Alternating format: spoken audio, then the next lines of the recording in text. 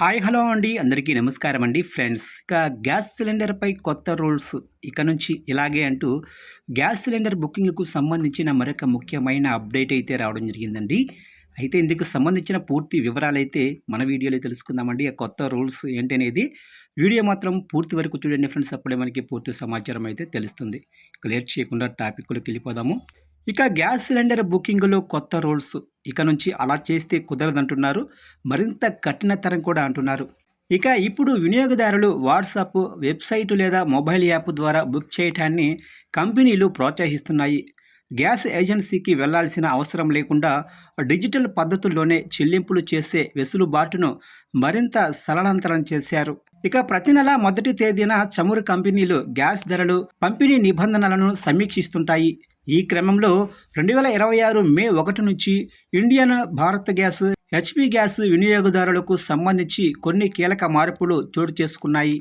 సాధారణంగా ప్రతి నెల 1వ తేదీన గ్యాస్ సిలిండర్ ధరలు మారుతుంటాయి. అంతర్జాతీయ మార్కెట్లో ముడి చమురు ధరల ఆధారంగా వాణిజ్య మరియు గృహ అవసరాల సిలిండర్ ధరలలో సవరణలు జరుగుతుంటాయి.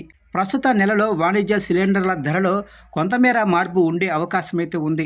Delivery authentication code.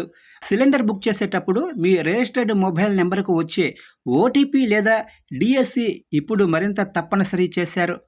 Delivery boy వచ్చినప్పుడు ఈ కోడ్ చెబితేనే సిలిండర్ అందజేస్తారు. దీనివల్ల బ్లాక్ మార్కెటింగ్ తగ్గుతుందని ప్రభుత్వం భావిస్తుంది. అలాగే కేవైసీ అప్డేట్.